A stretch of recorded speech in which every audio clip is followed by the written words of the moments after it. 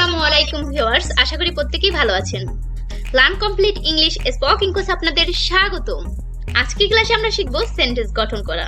অবশ্যই ভিডিওটি মনোযোগ সহকারে দেখতে থাকুন, তাহলে আপনার সেন্টেন্স গঠন নিয়ে কোনো সমস্যা হবে না ইনশাআল্লাহ। বাংলা ভাষার ন্যায় ইংরেজি ভাষায়ও সেন্টেন্স গঠনের ক্ষেত্রে সুনির্দিষ্ট কিছু নিয়ম আছে। এই নিয়মের ক্ষেত্রে ব্যতিক্রম হলেই সেন্টেন্স বা বাক্য হয় না। যেমন গো সি হোম, গো সি ওম এর মানে যায় সে বাড়ি। আমরা সাধারণত এভাবে বলি না, আমরা বলি সে বাড়ি যায়। তার মানে সেন্টেন্সটা ঠিক ছিল কিন্তু সাজানো গোছানো নেই। No have a pen, rice we eat. লক্ষ্য করলে বোঝা যায় পাশাপাশি সাজানো শব্দগুলোর মধ্যে কোনো মিল নেই, কিন্তু বাংলার মতো ইংরেজিতেও নির্দিষ্ট নিয়মাবলী অনুসরণ করা হয়। যেমন আমরা সেন্টেন্স গঠন করার জন্য এই 4টি নিয়ম কিন্তু অনুসরণ করতে পারি। কোন একটা সেন্টেন্সের জন্য সর্বপ্রথম আমরা সাবজেক্ট, নাউন বা প্রোনাউন বসাবো, এরপরে ভার্ব বসাবো, তারপরে অবজেক্ট। অবজেক্টও নাউন বা প্রোনাউন হতে পারে। এরকম কিছু সেন্টেন্স আছে প্রথমে সাবজেক্ট তারপরে ভার্ব।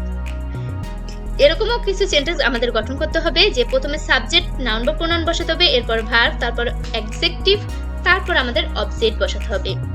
আমরা অনেক সময় দেখি যে কোনো একটা সেন্টেন্স প্রথমে টু বি ভার্ব দিয়ে শুরু হয়েছে, এরপরে সাবজেক্ট, নাউন বা প্রোনাউন বসাতে হয় এবং তারপরে আমাদের ভার্ব বসাতে হয়, এরপরে আমাদের প্রশ্নবোধক চিহ্নটা দিতে হয়।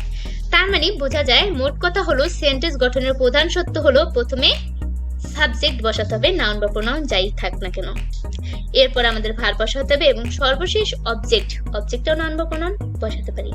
তাহলে আমরা এই 4টি যে নিয়ম, এই 4টি নিয়মে এখন পুরোপুরি আলোচনা করব। চলো দেখা যাক। এই আলোচনার প্রেক্ষিতে আমরা উপযুক্ত 4টি বাক্য সাজিয়ে পাই। দেখো, 1 নম্বরে আমরা বলেছিলাম কোন একটা সেন্টেন্স গঠনে প্রথমে সাবজেক্টে নাউন বা প্রোনাউন বসাতে হবে, এরপর ভার্ব, তারপর অবজেক্ট। অবজেক্টে নাউন বা প্রোনাউন হতে পারে। তার আগে আমাদের চিনতে হবে আসলে নাউন এবং প্রোনাউন মানেটা কি। নাউন হলো কোনো কিছু নাম, এবং প্রোনাউন বলতে নামের পরিবর্তে যেই শব্দ বা ওয়ার্ডটা আমরা ব্যবহার করি তাকেই প্রোনাউন বলে। যেমন রহিম, এটা একটা নাউন, এটা একটা নাম। এখন যদি বলি সে, রহিমকে আমরা সে দ্বারা বুঝাচ্ছি, তার মানে এটা নামের পরিবর্তে বলছি, এটা প্রোনাউন। যেমন হি গোস হোম, সে বাড়ি যায়, এটা হলো সাবজেক্ট, প্রোনাউন সাবজেক্ট কিন্তু হি। এবং ভার্ব গোস, গোর সাথে এস যুক্ত হবে, কারণ সাবজেক্ট যদি থার্ড পারসন সিঙ্গুলার নাম্বার হয় অবশ্যই ভার্বের শেষে এস যোগ করতে হয়।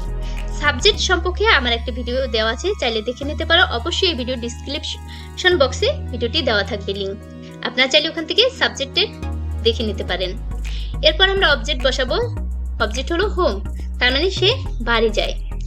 যদি কোনো একটা সেন্টেন্স এরকম থাকে গোস হি হোম, গোস হি হোম, এই সেন্টেন্সটা কিন্তু আমরা এই নিয়ম অনুসারে খুব সহজেই সাজাতে পারবো। যেমন প্রথমে সাবজেক্ট বসাবো হি, এরপরে ভার্ব গোস, তারপরে আমরা হোম অবজেক্টটা বসাবো। হি গোস হোম, সে বাড়ি যায়। দ্বিতীয় নম্বর নিয়মটা ছিল যে প্রথমে একটা সাবজেক্ট তারপর ভার্ব। এরকম যদি সেন্টেন্স গঠন করতে হয় তাহলে প্রথমে আমরা সাবজেক্ট বসাবো, তারপরে ভার্ব বসাবো। আই ইট, আমি খাই। আই একটা সাবজেক্ট এবং ইট হলো মূল ভার্ব। আই ইট, আমি খাই। এখন ভার্ব বলতে বোঝানো হয়েছে, ভার্ব হলো কোন একটা বিষয়ের মূল কর্তাকেই ভার্ব বলে, যে কাজটা আমরা করে থাকি। আই ইট, আমি খাই, আমি যে কাজটা করি, এটাই কিন্তু ভার্ব। দেখো 3 নম্বরে এমন সেন্টেন্স যদি আমাদের করতে হয়, যেমন প্রথমে সাবজেক্ট তারপর ভার্ব, এরপরে অ্যাডজেক্টিভ, তারপরে অবজেক্ট বসাতে হবে। তাহলে আমরা একটা উদাহরণ দিয়ে বলি, আই হ্যাভ নো পেন, আমার কলম নাই। না, তাহলে এখানে দেখো এইটা কিন্তু আই কিন্তু সাবজেক্ট এবং হ্যাভ এটা হলো ভার্ব, অ্যাডজেক্টিভ হলো নো। অ্যাডজেক্টিভ বলতে বোঝানো হয় দোষ গুণ অবস্থা। এখানে যে আমার কলম নেই, এটাই কিন্তু একটা অবস্থাকে বোঝানো হয়, দোষ গুণ অবস্থাকে। তাহলে আমরা নো ধারা অ্যাডজেক্টিভ লিখবো। এরপর আমরা অবজেক্ট বসাবো। যেমন দেখো নো হ্যাভ আ পেন, যদি এই সেন্টেন্সটা থাকে আমরা কিভাবে সাজাবো? সর্বপ্রথম আমরা সাবজেক্ট বসাবো আই, এরপরে হ্যাভ বসাবো, তারপরে অ্যাডজেক্টিভ নো বসাবো, তারপরে অবজেক্টটা বসাবো। তাহলে হয়ে যাবে আমাদের সেন্টেন্সটা। যেমন আই হ্যাভ নো পেন, আমার কলম নাই।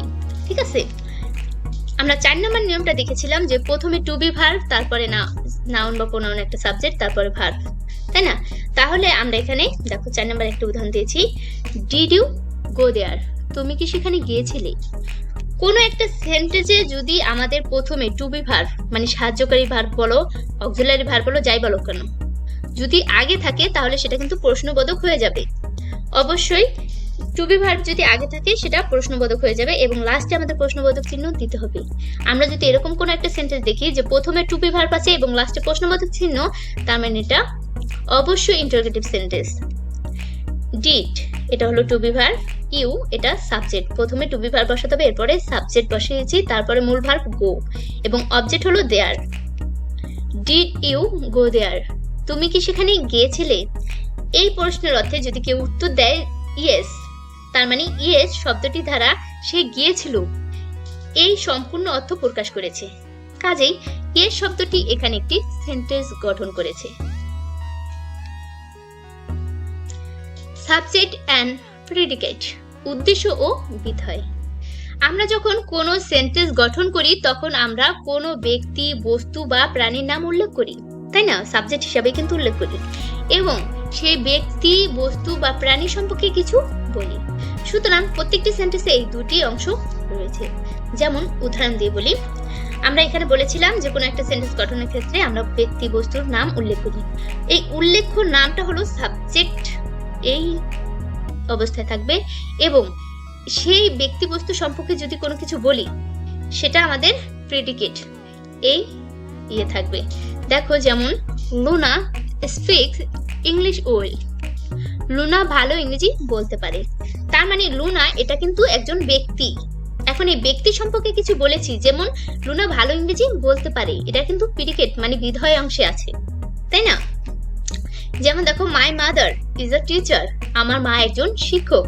মাই মাদার এটা কিন্তু একটা সাবজেক্ট এবং ইজ আ টিচার এটা কিন্তু মায়ের সম্পর্কে আমি বলেছি যে আমার মা একজন শিক্ষক, তাই এটা প্রেডিকেট অংশে থাকবে। Monica is watching television, Monica television দেখছে। দ্য আর্থ ইজ রাউন্ড, পৃথিবী গোলাকার, এটা কিন্তু একটা বস্তু, তাই না? তাহলে এটা সাবজেক্ট অংশে থাকবে এবং সেটা সম্পর্কে বলেছি যে পৃথিবীটা কিরকম দেখতে, ইজ আ রাউন্ড এটা গোলাকার। এই যে সম্পর্কে আমরা বলবো সেটা আমাদের প্রেডিকেট অংশে থাকে।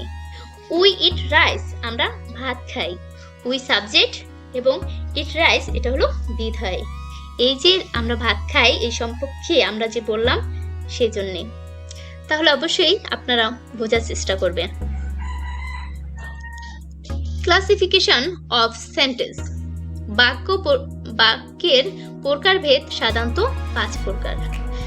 যেমন 1 নম্বর আছে অ্যাসার্টিভ সেন্টেন্স মানে বিবৃতিমূলক বাক্য এবং 2 নম্বরে ইন্টারোগেটিভ সেন্টেন্স মানে প্রশ্নবোধক বাক্য এবং 3 নম্বরে আছে ইম্পারেটিভ সেন্টেন্স অনুজ্ঞাসূচক বাক্য।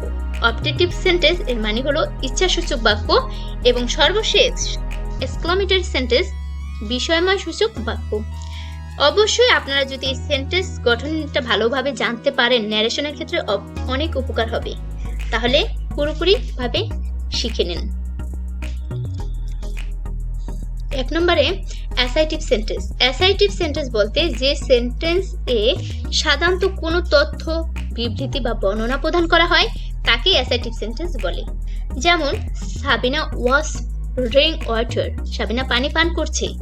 এখানে কিন্তু আমরা সাবিনা সম্পর্কে বর্ণনা করেছি যে সাবিনা কি করছে, তাই না? যেমন উই হ্যাভ আ কাউ, আমাদের একটি গাভী আছে, এটাও কিন্তু আমরা বর্ণনা করে পেয়েছি। তাহলে আমাদের দ্বিতীয় নাম্বারটা হলো ইন্টারোগেটিভ সেন্টেন্স।